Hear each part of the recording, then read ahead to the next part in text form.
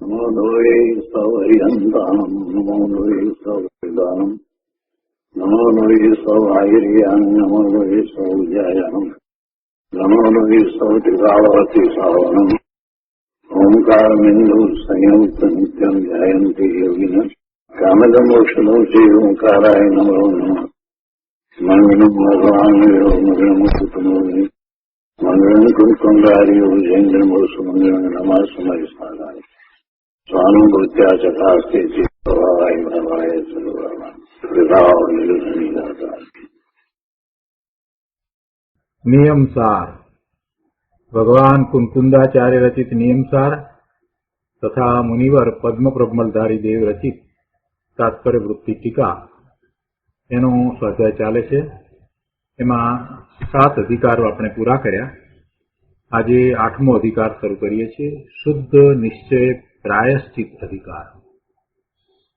શુદ્ધ નિશ્ચય પ્રાયશ્ચિત અધિકાર 8મો અધિકાર. આ અધિકાર નાનો અધિકાર છે. કુંકુંદાચાર્ય ભગવાનની એમાં 9 ગાથા છે અને ટીકાકાર શ્રી મુનિવર પદ્મપ્રબમલધારી દેવે એમાં 21 કળશ લખ્યા છે. તો આજે આપણે શરૂ કરીએ છીએ શુદ્ધ નિશ્ચય પ્રાયશ્ચિત અધિકાર. આ અધિકારની શરૂઆતમાં ગુરુદેવ કહે છે કે પ્રતિક્રમણ, પ્રત્યાખ્યાન અને આલોચના, ભૂતકાળના દોષ માટે પ્રતિક્રમણ, ભવિષ્યના દોષ ન થાય તે માટે પ્રત્યાખ્યાન અને વર્તમાનના માટે આલોચના, એ ત્રણેયનું વર્ણન તો થયું. એ બધા ચારિત્રના પ્રકાર છે. નિશ્ચયથી પ્રતિક્રમણ, નિશ્ચયથી પ્રત્યાખ્યાન અને નિશ્ચયથી આલોચના એ જ સાચું ચારિત્ર છે. એ ત્રણેય ચારિત્રના પ્રકાર છે. હવે ચારિત્રમાં અલ્પ દોષ લાગે તેને સ્વભાવના આશ્રયે ટાળીને નિર્મળતા પ્રગટ કરવી, તેનું નામ પ્રાયશ્ચિત છે. આ ચારિત્રની વાત તો કરી. નિશ્ચયથી જે ચારિત્ર કહેવાય, પ્રતિક્રમણ, પ્રત્યાખ્યાન અને આલોચના નિશ્ચયથી. તો હવે એમ કહે છે કે એવું ચારિત્ર છે, પણ ચારિત્રમાં અલ્પ દોષ લાગે તો એ દોષને ટાળીને વિશેષ નિર્મળતા પ્રગટ કરવી, તેનું નામ પ્રાયશ્ચિત છે.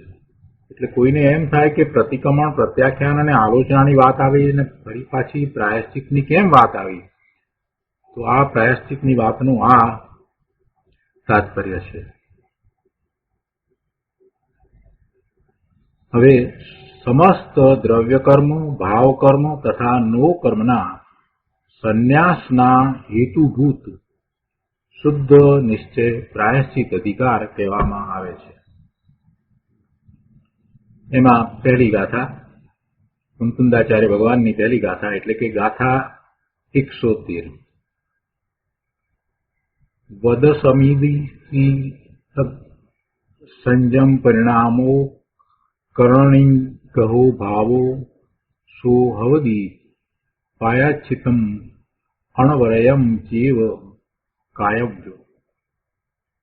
સંસ્કૃતમાં ગાથા છે. વ્રત સમિતિ શીલ સંયમ પરિણામ કર્ણ નિગ્રહો ભાવ સ ભવતી પ્રાયશ્ચિતમ અનવરતમ ચૈવ કર્તવ્ય. ગુજરાતીમાં ગાથા છે. વ્રત સમિતિ સંયમ શીલ ઇન્દ્રિય રોધ રૂપ છે ભાવ, જે તે ભાવ પ્રાયશ્ચિત છે, જે અનવરત વર્તવ્ય છે. ગાથાના અન્વયાર્થમાં કહે છે કે વ્રત સમિતિ શીલ સંયમ પરિણામ. વ્રત, સમિતિ, શીલ અને સંયમ રૂપ પરિણામ. માત્ર વાત કરવાની નથી, અહીંયા તો પરિણામની વાત લીધી છે. એવા પરિણામ થવા વ્રત, સમિતિ, શીલ અને સંયમ પરિણામ તથા કર્ણ નિગ્રહ ભાવ એટલે ઇન્દ્રિય નિગ્રહ રૂપ ભાવ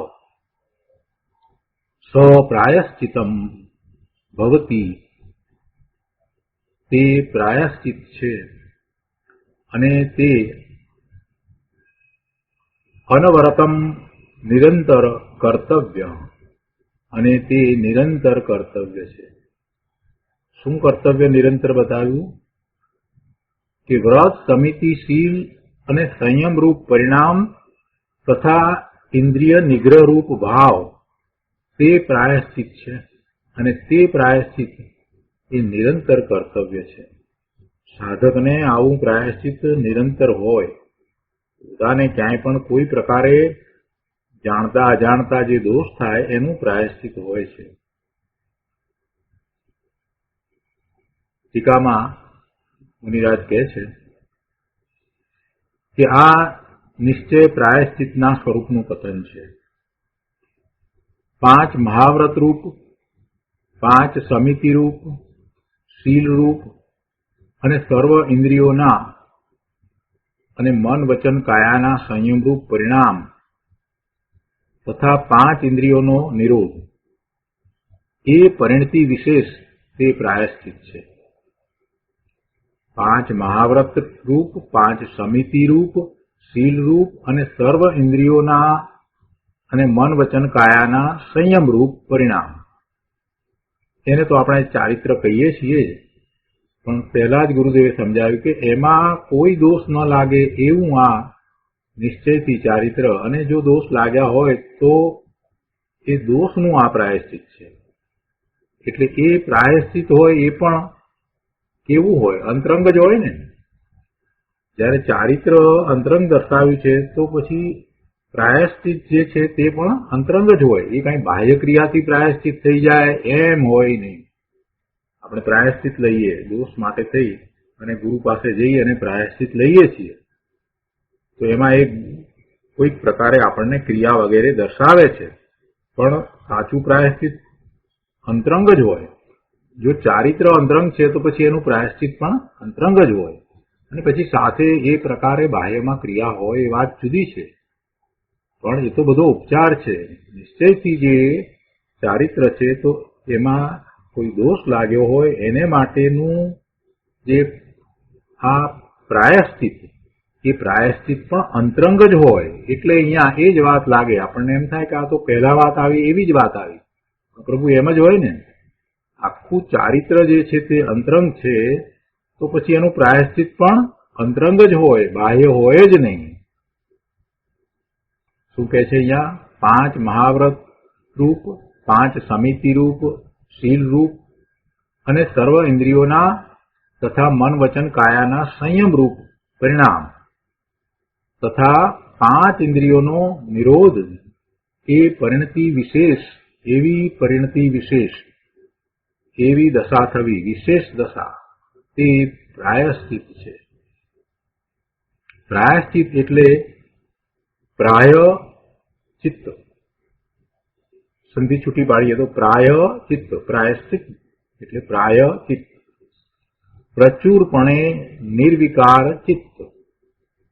પ્રાય ચિત્ત એટલે પ્રચુરપણે નિર્વિકાર ચિત્ત, વિકાર વિનાનું ચિત્ત. અને પ્રાય એટલે પ્રચુરપણે.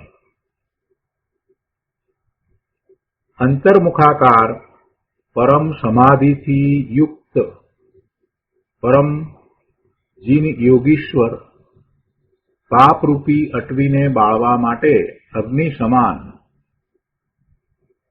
વળી કહે છે કે 5 ઇન્દ્રિયોના ફેલાવ રહિત દેહ માત્ર પરિગ્રહના ધારી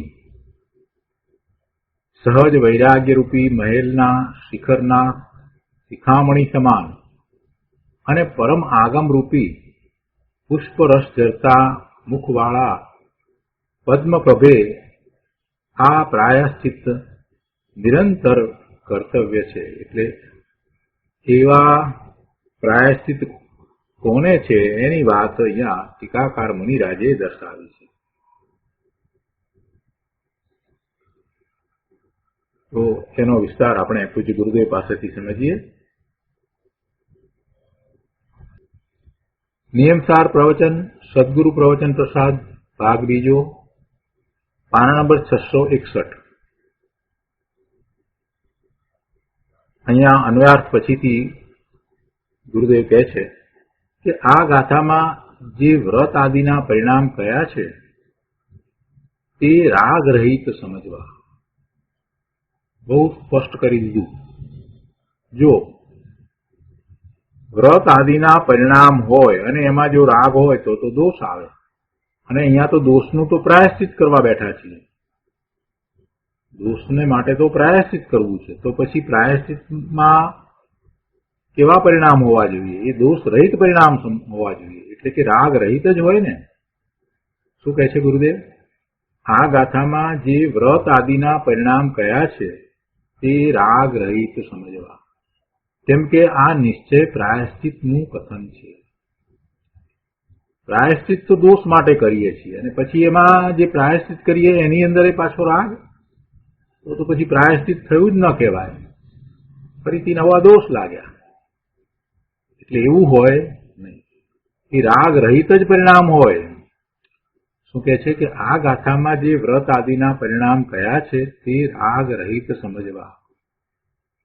અહીંયા એમ કહ્યું ને કે વ્રત, સમિતિ, સંયમ, શીલ, ઇન્દ્રિય રોધ રૂપ છે ભાવ, જે તે ભાવ પ્રાયશ્ચિત છે, અને જે અનવરત કર્તવ્ય છે એ હંમેશ માટે કર્તવ્ય છે, નિરંતર કર્તવ્ય છે. તો આમાં જે વ્રત સમિતિની વાત કરી એમાં વ્રતને વિશે ગુરુદેવ કહે છે કે એ વ્રત આદિના પરિણામ તે રાગ રહિત સમજવા. કેમ કે આ નિશ્ચય પ્રાયશ્ચિતનું કથન છે. ટીકામાં એમ કહ્યું કે 5 મહાવ્રત રૂપ, 5 સમિતિ રૂપ, શીલ રૂપ અને સર્વ ઇન્દ્રિયોના અને મન વચન કાયાના સંયમ રૂપ પરિણામ તથા 5 ઇન્દ્રિયોનો નિરોધ એ પરિણતિ વિશેષ તે પ્રાયશ્ચિત છે. એવી પરિણતિ વિશેષને પ્રાયશ્ચિત કહ્યું છે. એવી દશા, વિશેષ દશા, એવી પર્યાય પરિણતિ વિશેષ એને પ્રાયશ્ચિત કહ્યું છે.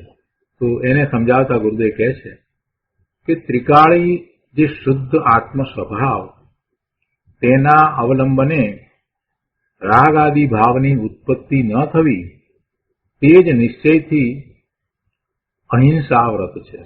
તો પહેલી વ્રતની વાત લીધી, 5 મહાવ્રત કયા છે, અને 5 મહાવ્રતને માટે પહેલા જ સ્પષ્ટતા કરી કે એવા 5 મહાવ્રતના પરિણામ કે જેમાં બિલકુલ રાગ નથી.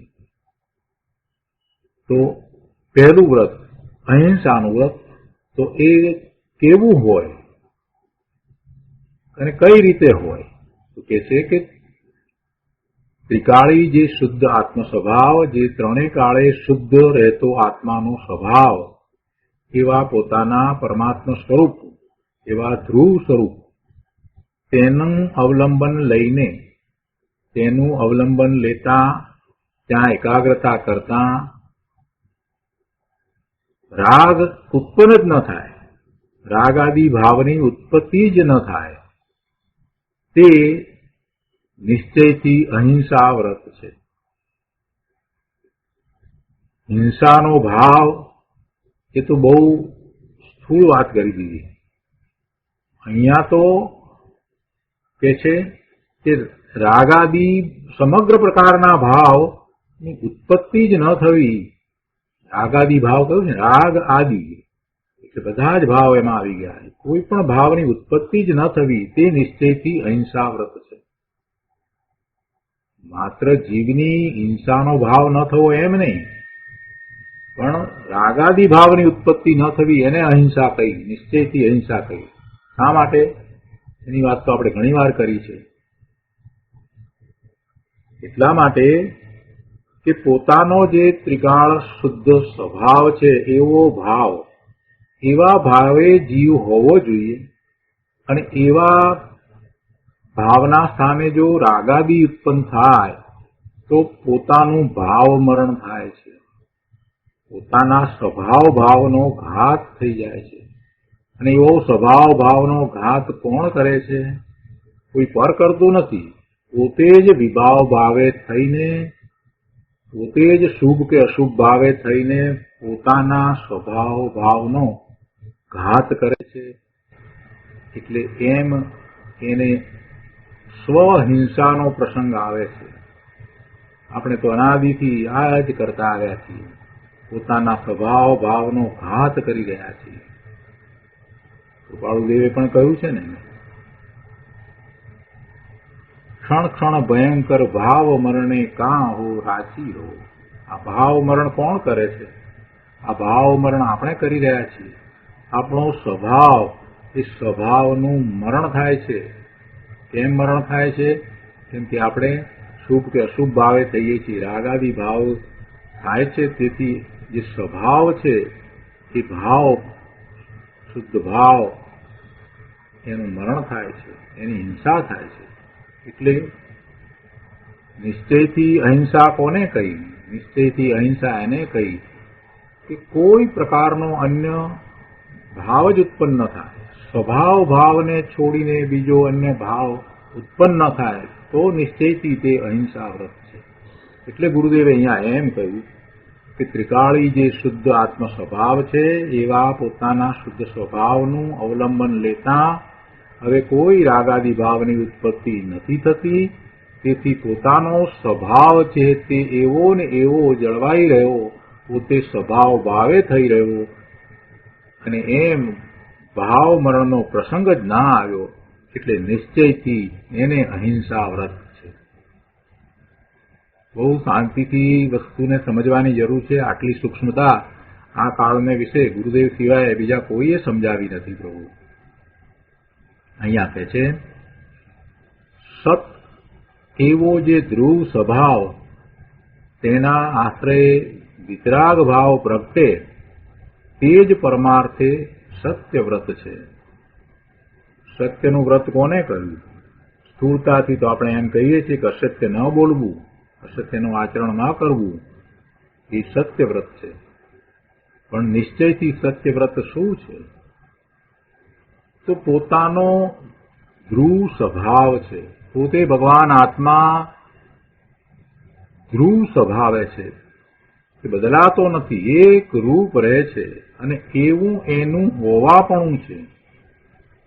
સત એવો જે ધ્રુવ સ્વભાવ, એવું પોતાનું ધ્રુવ સ્વભાવ રૂપ અસ્તિત્વ છે.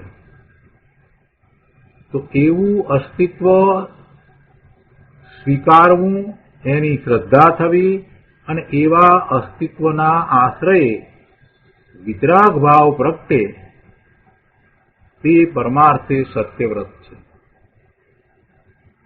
પોતાનો ધ્રુવ સ્વભાવ, જેનું એવું અસ્તિત્વ સદાય ટકીને રહ્યું છે.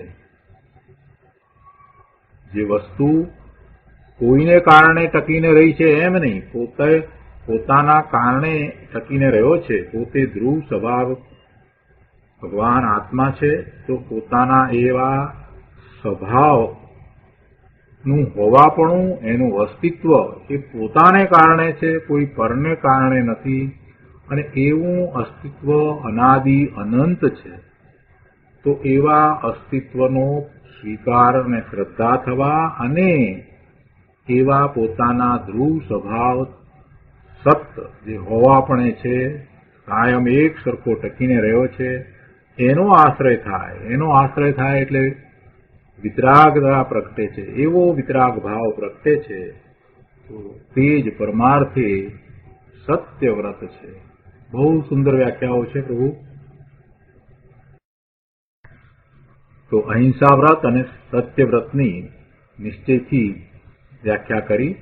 હવે આગળ કહે છે કે અખંડ સ્વભાવમાંથી આત્માએ દીધેલી જે વિતરાગી પરિણતિ, તેનું ગ્રહણ કરવું. તે સિવાય બીજા રાગાદી ભાવોનું ગ્રહણ ન કરવું, તેનું નામ ત્રીજું વ્રત છે, અચૌર્ય વ્રત. શું કહે છે? અચોરીની વાત લીધી ને, અચૌર્ય વ્રત ત્રીજું વ્રત. તો સ્થૂળતાથી તો આપણે જાણીએ છીએ કે પર વસ્તુ ન લેવી. અરે પડેલી વસ્તુ હોય એને પણ પોતાની ન માનવી અથવા તો એને ન લેવી એવું અચૌર્ય વ્રત હોય છે. પણ અહીંયા તો સૂક્ષ્મ વાત લીધી છે. કહે છે કે અખંડ સ્વભાવમાંથી આત્માએ દીધેલી જે વિતરાગી પરિણતિ તેનું ગ્રહણ કરવું, બીજા કોઈનું ગ્રહણ ન કરવું. જો બીજાનું ગ્રહણ કરવામાં આવે તો એ ચોરી છે. આપણે તો બાહ્ય પદાર્થોની વાત કરતા હતા. બીજાના પદાર્થો, પર પદાર્થો અથવા તો ન ધણિયાતા પડી રહેલા પદાર્થને ન લેવા, એને આપણે અચૌર્ય વ્રત કહેતા હતા. પણ અહીંયા તો સૂક્ષ્મ વાત કરી છે કે પોતાનો અખંડ સ્વભાવ છે. અભેદ, અખંડ, ત્રિકાળ, એક સરખો પોતાનો જે સ્વભાવ છે, તો એવા સ્વભાવમાંથી જ વિતરાગી પરિણતિ આવે છે. એવી વિતરાગી પરિણતિ સ્વભાવમાંથી આવે છે તો એને ગ્રહણ કરવી, કેમ કે પોતાની ચીજ છે. અને એ સિવાય બીજા રાગાદી ભાવોનું ગ્રહણ ન કરવું, તેનું નામ ત્રીજું વ્રત અચૌર્ય વ્રત છે. બીજો અન્ય ભાવ ગ્રહણ કરવો એ પરમાર્થે ચોરી છે. સુંદર વાત કરી છે ગુરુદેવે. ફરી ફરીને વાંચીએ તો આખો ભાવ સમજાય કે પોતાનું જે ત્રિકાળ શુદ્ધ સ્વરૂપ છે એ સ્વભાવમાંથી એ વિતરાગી પરિણતિ પ્રગટ થાય છે. તો એ વિતરાગી પરિણતિને પોતે ગ્રહણ કરે છે, એટલે પોતે એવા વિતરાગી પરિણામે થઈ જાય છે. આ એને કરવા જેવું છે અને આ જ એ કરી શકે, આ જ કરવું જોઈએ. પણ એને બદલે એ સિવાય બીજી પરિણતિ રૂપ થાય છે, એટલે બીજા ભાવોને ગ્રહણ કરે છે, તો એ ચોરી છે. એટલે એ રાગાદી ભાવો, શુભાશુભ ભાવોનું ગ્રહણ ન કરવું, એનું નામ અચૌર્ય વ્રત છે. ત્રીજું વ્રત છે. અખંડ સ્વભાવમાંથી આત્માએ દીધેલી જે વિતરાગી પરિણતિ, આત્માએ આપેલી જે વિતરાગી પરિણતિ, એવી પરિણતિનું ગ્રહણ કરવું, કેમ કે પોતાની ચીજ છે. તે સિવાય બીજા રાગાદી ભાવોનું ગ્રહણ ન કરવું, તેનું નામ ત્રીજું વ્રત છે. વિતરાગ ભાવ સિવાય બીજો અન્ય ભાવ જ ગ્રહણ ન કરવો, બીજા અન્ય ભાવે ન થવું, એનું નામ અચૌર્ય વ્રત પરમાર્થથી છે. તો એ ત્રીજા વ્રતની વ્યાખ્યા કરી. આગળ કહે છે કે બ્રહ્મ સ્વરૂપી આત્મામાં ચરવું તે જ ખરું બ્રહ્મચર્ય વ્રત છે. બ્રહ્મચર્ય વ્રત વિષય કસાય રહિત દશા, એમાં સ્થૂળતાથી આપણે ઘણી વાત કરીએ છીએ. એમાં 9 વાળથી બ્રહ્મચર્ય પાળવાની વાત આવે છે. મન, વચન અને કાયાના યોગથી બ્રહ્મચર્ય પાળવાની વાત તો હોય છે. એવું એ બ્રહ્મચર્ય વ્રત મુનિઓને તો હોય છે, પણ અહીંયા તો સૂક્ષ્મતાથી એની વ્યાખ્યા કરી છે કે બ્રહ્મ નામ આત્મા, પોતાનું ત્રિકાળ શુદ્ધ સ્વરૂપ, એમાં ચરવું, એમાં ચર્યા કરવી. બીજે ક્યાંય ચર્યા ન કરવી, માત્ર પોતાના ત્રિકાળ શુદ્ધ સ્વરૂપમાં ચર્યા કરવી, એનું નામ બ્રહ્મચર્ય વ્રત છે. અને આ વાત તો ગુરુદેવે હજારો વખત કરી છે. બ્રહ્મ નામ આત્મા, એવા પોતાના શુદ્ધ ત્રિકાળી સ્વરૂપમાં ચર્યા કરવી, એમાં રમવું, એનું નામ બ્રહ્મચર્ય વ્રત છે. અને પરિગ્રહની વ્યાખ્યા કરે છે. 5મું મહાવ્રત અપરિગ્રહ વ્રત. તો અપરિગ્રહ વ્રતની વ્યાખ્યા કરતા અહીંયા ગુરુદેવ કહે છે કે અને તે ચિદાનંદ સ્વરૂપમાં લીન થતા રાગના એક અંશને પણ ન ગ્રહવો, તેનું નામ અપરિગ્રહ વ્રત છે. તે ચિદાનંદ સ્વરૂપમાં, પોતાના સ્વરૂપમાં લીન થતા રાગના એક અંશને પણ ન ગ્રહવો, તેનું નામ અપરિગ્રહ વ્રત છે. પોતાના સ્વરૂપમાં એકાગ્ર થતા, લીન થતા આ પાંચેય વ્રત છે. આવા વિતરાગી પંચ મહાવ્રતરૂપ પરિણામ તે પોતે જ નિશ્ચયથી પ્રાયશ્ચિત સ્વરૂપ છે. પ્રાયશ્ચિત આવા શુદ્ધ વિતરાગી પરિણામથી જુદું કાંઈ નથી. નિશ્ચયથી પ્રાયશ્ચિતનું સ્વરૂપ આવા શુદ્ધ નિશ્ચય મહાવ્રતના આચરણથી કાંઈ જુદા નથી. એટલે કહે છે કે આવા વિતરાગી પંચ મહાવ્રત રૂપ પરિણામ, કોના પરિણામ? પોતાના પરિણામ. એ પરિણામ તે પોતે જ નિશ્ચયથી પ્રાયશ્ચિત સ્વરૂપ છે. એમાં પ્રાયશ્ચિત સમાય છે, કેમ કે આ દોષ રહિત છે.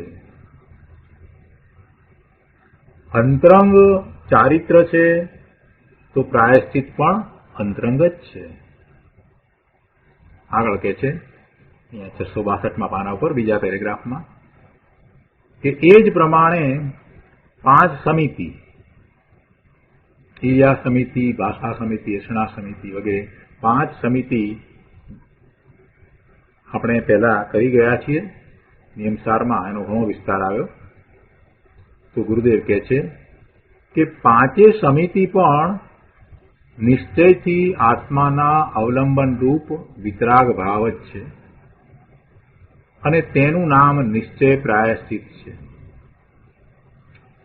શુભ રાગ તે તો આશ્રવ છે, એને કારણે તો કુંડનો બંધ પડે છે, એટલે ભવના ભ્રમણ થાય છે, એટલે એ અપરાધ છે.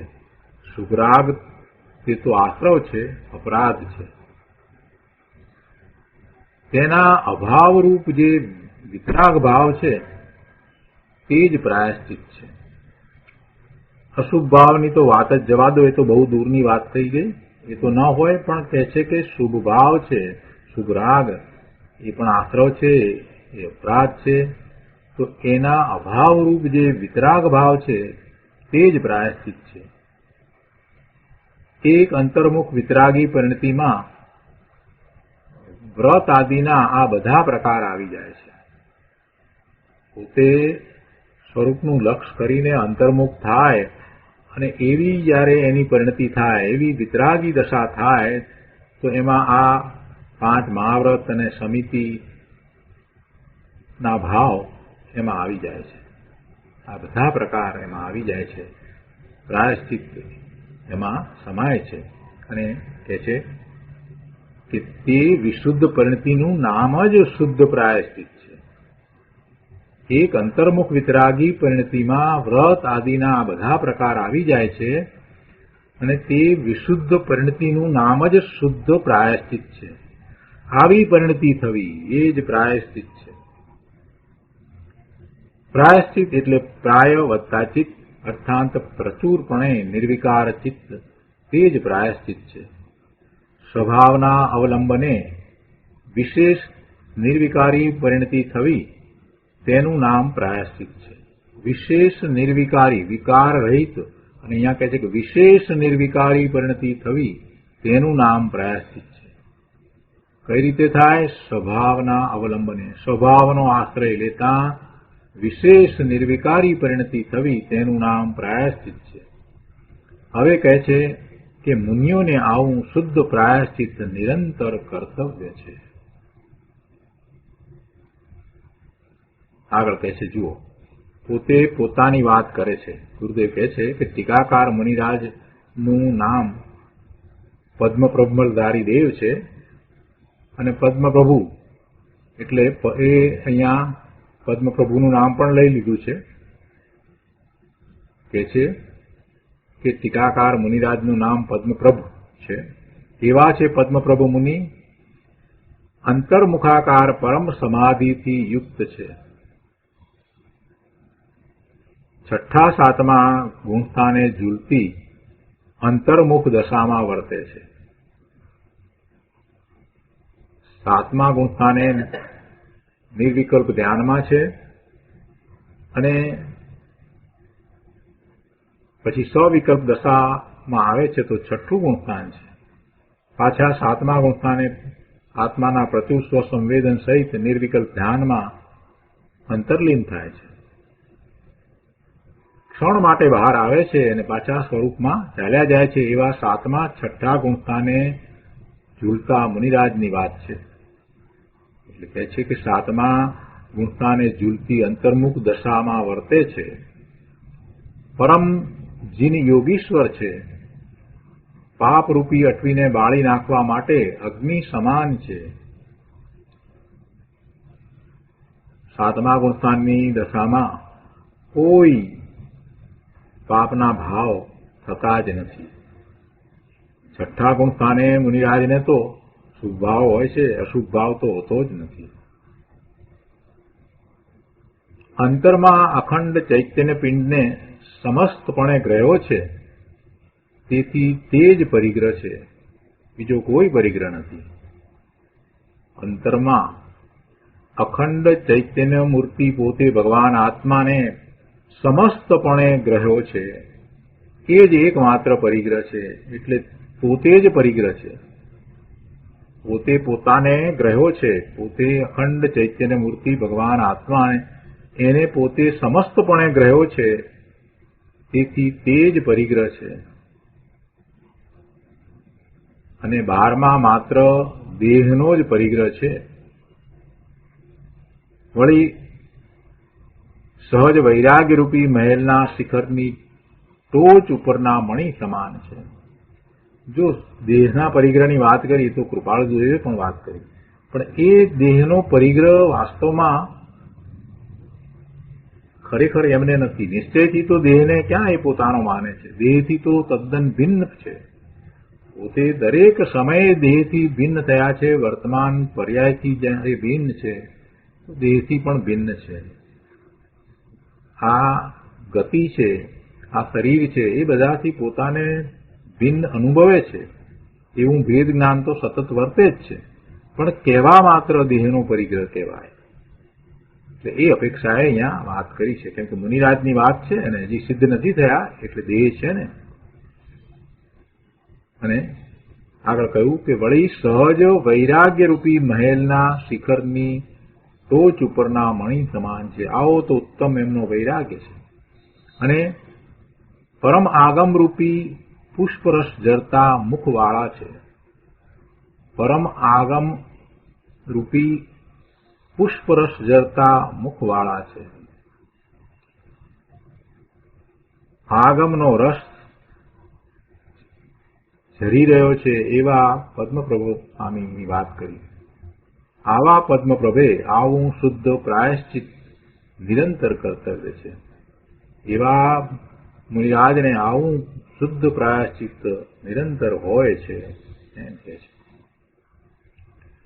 ગુરુદેવ કહે છે કે આ પદ્મપ્રભ મુનિરાજના મુખમાંથી પરમ આગમરૂપી પુષ્પરસ ઝરે છે. તેમના મુખમાંથી નીકળેલી આ ટીકા પણ પરમ આગમ છે. જેમ મૂળ સૂત્ર પરમ આગમ છે, તેમ તેની આ ટીકા પણ પરમ આગમ છે. બહુ સુંદર વાત કરી છે. એવા સમર્થ મુનિઓ, એવા વિદ્વાન ભાવલિંગી સંતોને પોતે જ્યારે બધું આત્મસાત કર્યું છે અને કોઈ પરિગ્રહ નથી, કોઈ વિકારનો ભાવ ઉત્પન્ન થતો નથી, એવી તો એમની દશા હોય છે. છઠ્ઠે ગુણસ્થાને આવે છે તો એવો શુભ વિકલ્પ આવી જાય છે, એટલે શાસ્ત્રની રચના કરે છે. પણ અંતરમાં જે શુદ્ધ ભાવ ભર્યો પડ્યો છે એનો અનુભવ સતત વર્તે છે. એટલે એ જે કાંઈ સૂત્રની રચના કરે છે એ પણ પરમ આગમ જ છે. એ કાંઈ ગોઠવીને રચના કરે છે, કોઈને ખુશ કરવા માટે રચના કરે છે, કે પોતાની પ્રતિષ્ઠા વધારવા માટે કોઈ રચના કરે છે, એમ બિલકુલ નથી. સાતમા ગુણસ્થાનની પ્રત્યુષ સંવેદનની જે દશા છે એનો અનુભવ કર્યા પછીથી જે ભાવમાં મુનિરાજ બહાર આવ્યા, તો એ ભાવની રચના શાસ્ત્ર રૂપે થઈ જાય. એ ભાવ એ રચના શાસ્ત્રની રચનામાં આવી જાય એવું થઈ જાય છે. એ સહજ છે. એ કાંઈ ગોઠવીને કરે છે એમ નથી. એટલે જેમણે પરમ આગમને આત્મસાત કર્યા છે, જેમને જીનવાણીને આત્મસાત કરી છે અને એવું જ પોતાનું સ્વસંવેદન છે એવા મુનિરાજની એ ટીકા પણ પરમ આગમ રૂપ છે. બહુ સરસ વાત મૂકી છે. આ પદ્મપ્રભુ મુનિરાજના મુખમાંથી પરમ આગમ રૂપી પુષ્પરસ ચરે છે. તેમના મુખમાંથી નીકળેલી આ ટીકા પણ પરમ આગમ છે. જેમ મૂળ સૂત્ર પરમ આગમ છે, તેમ તેની આ ટીકા પણ પરમ આગમ છે. 53મી ગાથાની ટીકામાં જે કહ્યું તે પણ પરમ આગમ છે. સૂત્રનો વિસ્તાર તે જ ટીકા છે. સૂત્રનો વિસ્તાર તે જ ટીકા છે અને ટીકાનો સંક્ષેપ તે જ સૂત્ર છે. સૂત્રનો વિસ્તાર તે જ ટીકા છે અને જે ટીકા છે એ વિસ્તાર છે, તો એ વિસ્તારનું સંક્ષેપ એ સૂત્ર છે. એટલે બંને પરમાગમ છે. અહો, મુનિઓને અંતરમાં ઘણી વિતરાગતા થઈ ગઈ છે. તેમના મુખમાંથી જે વાણી જરે તે પરમાગમ છે. રાગ દ્વેષ મોહ રહિત પુરુષની વાણી તે પરમાગમ છે. રાગ દ્વેષ મોહ રહિત પુરુષની વાણી તે પરમાગમ છે. જેના મુખમાંથી પરમાગમ રૂપી પુષ્પરસ જરે છે એવા પદ્મપ્રભુ મુનિએ આ શુદ્ધ નિશ્ચય પ્રાયશ્ચિત કર્તવ્ય છે. શુભ વિકલ્પ વખતે પણ સ્વભાવની સ્થિતિમાં જે વિતરાગી પરિણતિ વર્તે છે તે જ નિશ્ચયથી પ્રાયશ્ચિત છે. શું પ્રાયશ્ચિત છે? નિશ્ચયથી પ્રાયશ્ચિત તો પોતાની વિતરાગી પરિણતિ છે. આવા આગમની રચના થાય છે તો એ શુભ વિકલ્પ છે. આગમની રચના તો એના કારણે થાય. શબ્દ જે છે એ શબ્દને એક તરફ એમ કહ્યું કે પરમ બ્રહ્મ છે, કેમ કે એ પરમ બ્રહ્મ જે વાચ્ય છે એનું શબ્દ છે તે વાચક છે, એટલે એને પરમ બ્રહ્મ કહ્યું. જે બ્રહ્મ સ્વરૂપ ભગવાન આત્મા ને જણાવનારો એ શબ્દ છે, એટલે શબ્દને એ અપેક્ષાએ પરમ બ્રહ્મ કહ્યું. એ વાચક શબ્દ છે તે. અને બીજી રીતે પાછી એમ પણ વાત કરી કે આ વાણી અને આ શબ્દ એ બધું શું છે? તો એ તો પૂતગળ છે. એ તો પૂતગળ છે, એ તો ભગવાન આત્માથી જુદું છે. એટલે એની રચના એના કારણે થાય છે. શબ્દની રચના, ટીકા જે બની એ એના કારણે બની છે. એમાં મુનિશ્રીનું કાંઈ કર્તવ્ય નથી. અને એમ તો અમૃતચંદ્રાચાર્ય ભગવાને અને બધા જ મુનિઓએ વાત કરી છે કે પોતે એવું અનુભવે છે કે આ શબ્દની રચનાથી હું જુદો ભગવાન આત્મા છું. શબ્દની રચના એના કારણે થઈ છે, પણ પોતાને એ વખતે એવો શુભ વિકલ્પ આવ્યો છે. બસ એટલી વાત છે. એટલે કહે છે અહીંયા કે એવા શુભ વિકલ્પ વખતે પણ સ્વભાવની સ્થિતિમાં જે વિતરાગી પરિણતિ વર્તે છે તે જ નિશ્ચયથી પ્રાયશ્ચિત છે. આ શબ્દની રચના, એવા પરમ આગમની રચના, આવી આ ટીકાની રચના એ તો વિકલ્પ છે અને રચના તો એના કારણે થઈ છે. પણ એ વખતે એમની પરિણતિ કેવી છે એ પરિણતિને વિશે કહે છે કે સ્વભાવની સ્થિતિમાં જે વિતરાગી પરિણતિ વર્તે છે એવી એ પરિણતિ છે તે નિશ્ચયથી પ્રાયશ્ચિત છે. પરમ આગમની રચના વખતે શુભ વિકલ્પ છે, એમ નથી કે નથી. વિકલ્પ રહિત દશા તો હોય જ નહીં ને. પરમ આગમની રચના છે તો એ વખતે વિકલ્પ આવ્યો છે, તો એવો શુભ વિકલ્પ છે. તો એવો શુભ વિકલ્પ હોવા છતાં કહે છે કે હો નિરંતર વિતરાગી પ્રાયશ્ચિત જ કર્તવ્ય છે. શુભ રાગ વખતે પણ અંદરમાં તો પોતે પોતાના સ્વભાવનું જ લક્ષ કરીને રહ્યા છે એવા એ મુનિરાજ છે. એટલે એમને શુભરાગ વખતે પણ અંતરમાં નાયકની સન્મુખતા જ વર્તે છે. રાગ ગૌણ છે માટે કહ્યું કે નિરંતર શુદ્ધ પ્રાયશ્ચિત કર્તવ્ય છે. એને એમ થાય કે આ શુભ વિકલ્પ તો એમને વર્તે છે અને પાછા એ એમ કહે છે કે નિરંતર શુદ્ધ પ્રાયશ્ચિત કર્તવ્ય છે. તો પ્રભુ એ રાગ જે છે એનાથી જુદો એ શુભ વિકલ્પ છે.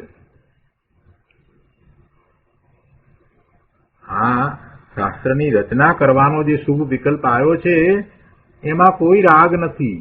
કેમ કે એમની દશા કેવી છે એ તો પોતે પોતાને ત્રિકાળ શુદ્ધ અનુભવી રહ્યા છે.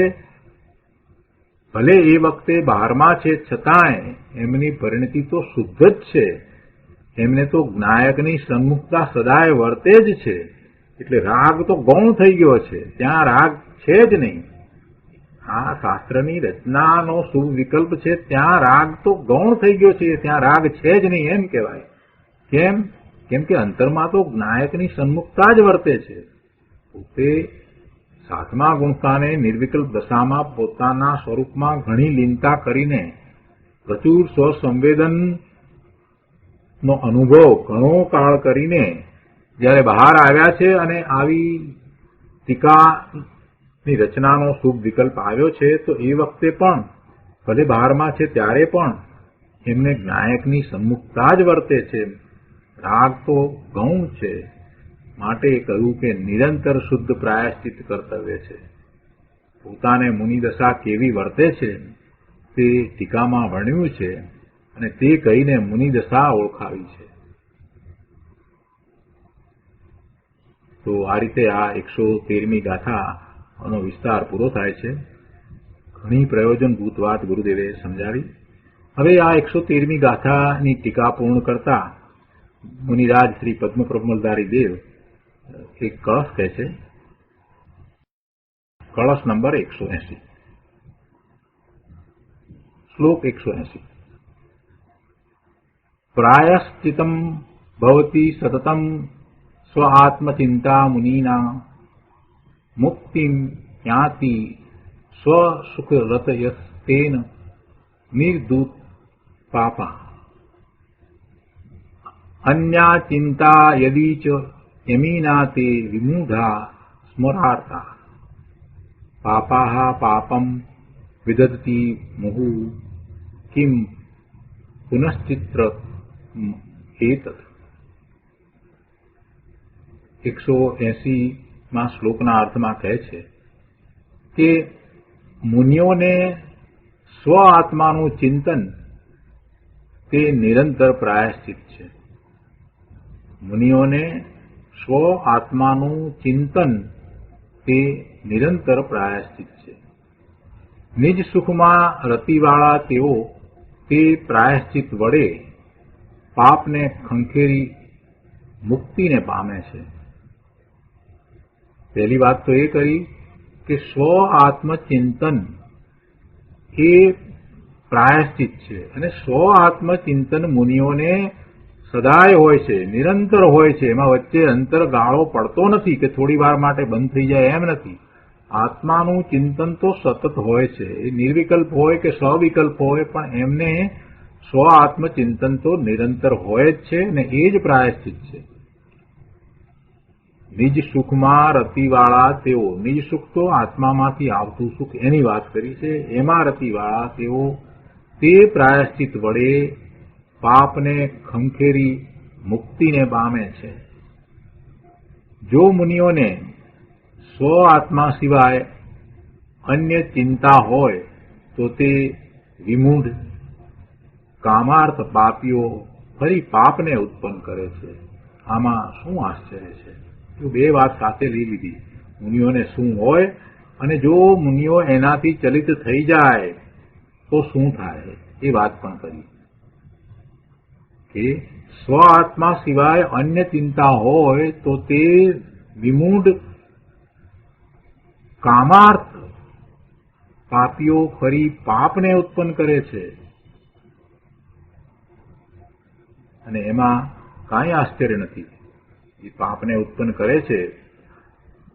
આત્મા સિવાય અન્ય ચિંતા છે એનો અર્થ કે અન્ય ભાવે થાય છે તો એમને પાપની ઉત્પત્તિ થાય છે. એમાં કાંઈ આશ્ચર્ય નથી. એનો વિસ્તાર કરતા ગુરુદેવ અહીંયા સમજાવે છે કે મુનિઓને ચૈતન્યની ભાવનામાં જે લીનતા છે તે જ પ્રાયશ્ચિત છે. મુનિઓને ચૈતન્યની ભાવનામાં જે લીનતા છે તે જ પ્રાયશ્ચિત છે. પોતાના સહજ સ્વભાવ સુખની લીનતા વડે પુણ્ય પાપને ખંખેરી નાખીને તે મુનિવરો મુક્તિ પામે છે. જેટલો આશ્રવ ભાવ છે તે બધો આત્માના સ્વભાવથી વિરુદ્ધ છે.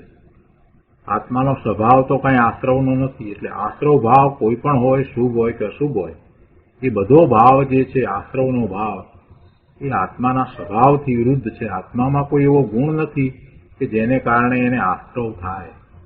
આશ્રવ બંધ આ બધું આત્માના સ્વભાવગત નથી, એ સ્વભાવથી વિરુદ્ધ છે. તેથી તે પાપ છે. નિજ સ્વભાવ સુખના આનંદના અનુભવમાં જે લીન થયા છે તે મુનિવરો વિતરાગી પરિણતિરૂપ પ્રાયશ્ચિત વડે પુણ્ય પાપ રહિત મુક્ત દશાને, સિદ્ધ દશાને એ પ્રાપ્ત કરે છે. શું કહે છે? નિજ સ્વભાવ સુખના આનંદના અનુભવમાં જે લીન થયા છે તે મુનિવરો વિતરાગી પરિણતિરૂપ પ્રાયશ્ચિત વડે પુણ્ય પાપ રહિત મુક્ત દશાને પ્રાપ્ત થાય છે. એવી દશા પ્રાપ્ત થાય છે એટલે એની આદિ છે, એટલે સ આદિ અને એનો અંત નથી એટલે અનંત. તો સાદી અનંત સ્વરૂપ મહેલમાં બિરાજમાન થાય છે. હવે જેને આવું વિતરાગી પ્રાયશ્ચિત નથી તેની વાત કરે છે. જો પોતાના સ્વભાવની ભાવના છૂટીને અન્ય પુણ્ય પાપની ભાવનાની મુખ્યતા થઈ જાય તો તે વિમૂઢ છે. પોતાના સ્વભાવની ભાવના છૂટીને પોતાના સ્વભાવની ભાવના હોવી જોઈએ. એકાગ્રતા તો સ્વભાવને વિશે જ કરવાની છે. નથી થતી તો કંઈ નહીં, પણ પ્રયત્ન એવો હોવો જોઈએ, શ્રદ્ધા પણ એવી જ હોવી જોઈએ કે ધર્મ પોતાના સ્વભાવના આશ્રય જ છે, બીજી કોઈ રીતે નથી. એટલે એની જ ભાવના હોય. ભાવનાના બંને અર્થ અહીંયા લાગુ પાડવા. ભાવનાનો એક અર્થ થાય છે એકાગ્રતા, અને બીજો અર્થ ભાવનાનો જે સાદો આપણે સમજીએ છીએ તે ભાવના, એવી અંતરની ઈચ્છા, એવી મહેચ્છા. તો પોતાના સ્વભાવની ભાવના સાધક જીવને હોવી જ જોઈએ. બંને અર્થ લાગુ પાડવા. એવી જ મહેચ્છા હોવી જોઈએ. પોતાના સ્વરૂપને વિશે એકાગ્રતાની જ એને ઈચ્છા હોવી જોઈએ. ભલે એકાગ્રતા થતી નથી પણ પ્રયત્ન એવો જ થવો જોઈએ, પુરુષાર્થ એવો જ હોય. અહીંયા તો વાત એ કરે છે કે એવી જ એને ભાવના છૂટી ગઈ છે, એને એ ભાવના નથી. જો પોતાના સ્વભાવની ભાવના છૂટીને, એટલે પોતાનો સ્વભાવ ત્રિકાળ શુદ્ધ છે અને એના આશ્રયે જ ધર્મ થાય છે, એ બધું એક બાજુ પર મૂકી દીધું. એનું લક્ષ્ય પણ ના કર્યું, એની કોઈ ઈચ્છા મહેચ્છા આકાંક્ષા પણ નથી, એમાં એકાગ્રતા કરવાનો વિકલ્પ પણ નથી. એમ એ સ્વભાવની ભાવના છૂટીને અન્ય પુણ્ય પાપની ભાવનાની મુખ્યતા થઈ જાય, શુભ ભાવથી પોતાને અનુકૂળતા પ્રાપ્ત થશે, સારી ગતિ થશે, આવી જો એની ભાવના થઈ જાય, આવી એને ઈચ્છા થાય, આવો એને રાગ થઈ જાય, એવી મુખ્યતા થઈ જાય તો તે મૂંઢ છે. અહીંયા તો કહે છે કે વિમૂઢ છે, ખૂબ મૂંઢતા ભરી છે, વિષયોમાં કામાર્થ છે અને પાપી છે. જેને પોતાના સ્વભાવની ભાવના છૂટી અને અન્ય પુણ્ય પાપની ભાવનાની મુખ્યતા થઈ જાય તો તે વિમૂઢ છે. એટલું જ નહીં, એને તો એમ કહી દીધું કે એ વિષયોમાં કામાર્થ છે. સ્વને છોડીને જ્યારે પરનું લક્ષ્ય કરે છે તો એ બધો પરલક્ષ્ય ઉત્પન્ન થતો ભાવ છે ને એ અપેક્ષાથી વિષય જ કહેવાય. એ વિષય છે. કેમ કે સ્વનું લક્ષ્ય છોડીને જે કાંઈ ભાવમાં રાચે છે તો એ વખતે એને ઇન્દ્રિય અને મન એનું આલંબન હોય છે. સાથે એ ઇન્દ્રિય અને મન આલંબન છે. અને ઇન્દ્રિય અને મન દ્વારા જે કાંઈ કરે છે એને પોતાના નિર્વિકલ્પ સ્વભાવની અપેક્ષાએ વિષય કહેવામાં આવે. એટલે એ વિષયોમાં કામાર્થ છે અને પાપી છે. તેઓ ફરીને પાપ ઉત્પન્ન કરે છે. આમાં શું આશ્ચર્ય છે? કાંઈ આશ્ચર્ય નથી, એમ જ છે. ગુરુદેવ એને સમજાવે છે કે જો આ દિગંબર સંતોના વચનોની તીવ્રતા કઈ અપેક્ષાથી કહી કે એને પાપી કયો, જે સ્વભાવની ભાવના છોડી અને પુણ્ય પાપની ભાવનાની મુક્તતા કરે છે એને તો પાપી કયો, વિષયોમાં કામાર્થ કયો. એટલે એ તીવ્રતા બતાવી. સ્વભાવ સિવાય બીજે ક્યાંય ભાવના કરે એને વિશે આ વાત કરી. એટલે કહે છે કે જો આ દિગંબર સંતોના વચનોની તીવ્રતા, આવી જેને તીવ્રતા હોય એ જ એવો ઉગ્ર પુરુષાર્થ કરી શકે, એ જ એવા પ્રાયશ્ચિત કરી શકે. ઉગ્ર પુરુષાર્થ જેનો વર્તતો હોય એને આવા જ વચનો હોય, આવા તીવ્ર વચનો હોય. એને ક્યાંય બાંધછોડ હોય નહીં, એને જસ્ટિફિકેશનો ના હોય કે આ તો આટલું તો આમ ચાલે, આમ તો આમ ચાલે, આમ કાળને વિશે આમ ચાલે, વર્તમાન કાળમાં આમ હોય, આવું બધું ના હોય. કોઈ પ્રકારે સ્વભાવની ભાવના છૂટે જ નહીં.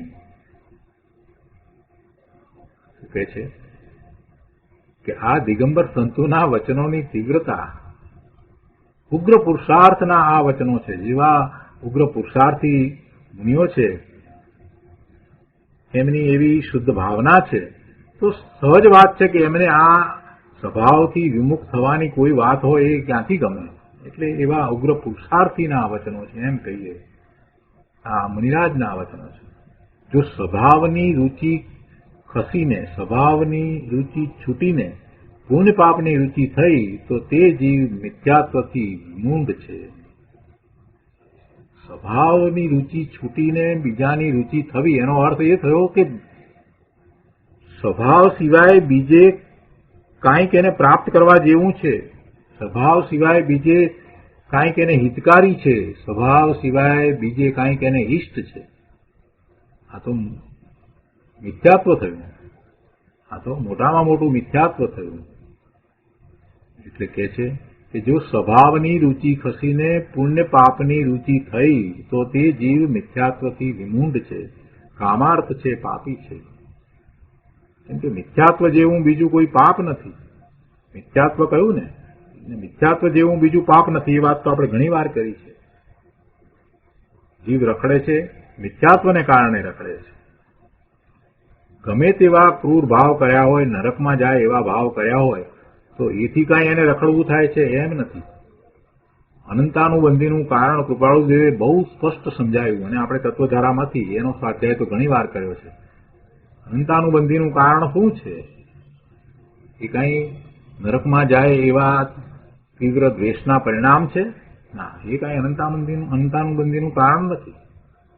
કેમ કે નરકમાંથી જીવ નીકળી અને પછી તીર્થંકર થઈ શકતો હોય તો એનો અર્થ એ થયો કે એ પરિણામ અનંતાનુબંધીનું કારણ નથી થતા.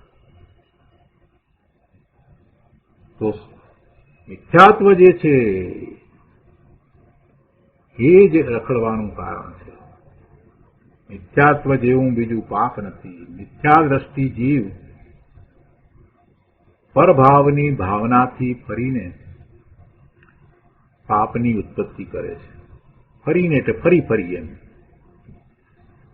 મિથ્યાત્વ જેવું બીજું પાપ નથી. મિથ્યા દ્રષ્ટિ જીવ પરભાવની ભાવનાથી, પરભાવની એટલે પોતાના ભાવ, સ્વભાવ અને એ સિવાયના જે ભાવ તે પરભાવ, તો એ અન્ય ભાવ, બીજાને લક્ષ્ય થતા ભાવ, એવા પરભાવની ભાવનાને લીધે ફરીને પાપની ઉત્પત્તિ કરે છે. ઓ સ્વભાવની ભાવનાવાળા અલ્પકાળમાં મુક્તિ પામી જાય છે અને તેનાથી વિરુદ્ધ વિકારની જેને ભાવના છે તે જીવ મિથ્યાત્વના પાપને ઉત્પન્ન કરે છે. એમાં કાંઈ આશ્ચર્ય નથી. ગુરુદેવ કહે છે કે કાં તો સ્વભાવની ભાવના કરીને વિતરાગતા ઉત્પન્ન કરે, કાં તો સ્વભાવની ભાવના કરીને વિતરાગતા ઉત્પન્ન કરે, અને કાં તો સ્વભાવનો અનાદર કરીને પરભાવની ભાવનાથી પાપને ઉત્પન્ન કરે. એમાં આશ્ચર્ય નથી. આત્મા પરમ પ્રભુ નાયક છે. તેની પ્રભુતાનો અનાદર કરીને જે પુણ્ય પાપની અને ઇન્દ્રિય વિષયોની ભાવના કરે તે પાપી છે, મૂંઢ છે. આ વાત આજની નથી. પણ અનંત કાળથી આ ભાવ ચાલ્યો આવે છે, આ વાત ચાલી આવે છે. આ જિનેશ્વર ભગવાનની વાણીમાંથી આવેલી વાત છે. અને અનંત તીર્થંકરોએ, હરિહંસ પ્રભુએ કહેલી આ વાત છે. સંતો એને કહેતા આવ્યા છે અને પાત્ર જીવો એને ઝીલતા આવ્યા છે અને એમ જ એને સ્વીકારતા આવ્યા છે. એ વાતને સ્વીકારીને પોતે પોતાનું કલ્યાણ કરે છે. ભલે દ્રવ્યલિંગી મુનિ થયો હોય તો પણ જો સ્વભાવની ભાવના ચૂકીને રાગની ભાવનાની મુખ્યતા થઈ જાય તો તે પણ મૂંડ અને પાપી છે. તેમાં આશ્ચર્ય નથી. સ્વભાવની ભાવના તો ક્યારેય છૂટવી ન જોઈએ. એની મુખ્યતા તો સદાય રહેવી જોઈએ. પોતાને હજી એ અનુભૂતિ નથી થઈ, સ્વભાવનો અનુભવ નથી થયો, પણ દ્રવ્યસૃતના અભ્યાસ દ્વારા સ્વભાવનો એને પરિચય તો કરવો રહ્યો. સવિકલ્પ દશામાં પોતાના સ્વભાવનો પરિચય એને મેળવવો જ રહ્યો. એવો પરિચય મેળવીને એવું પોતાનું સ્વરૂપ છે, પોતાનો એવો સ્વભાવ છે, એમ દ્રઢતા કરતા એનો પુરુષાર્થ સાચા માર્ગે થાય છે. પણ જેને એ ચૂકી જવાય છે, સ્વભાવની ભાવના જો ચૂકી જવાય તો ભાઈ અનંતકાળ સુધી ભવના ભ્રમણ થશે. એમાં કાંઈ આશ્ચર્ય નથી. તો આ રીતે 180મો કળશ અહીંયા પૂરો થાય છે. આજનો સ્વાધ્યાય આપણે અહીંયા સુધી રાખીએ છીએ.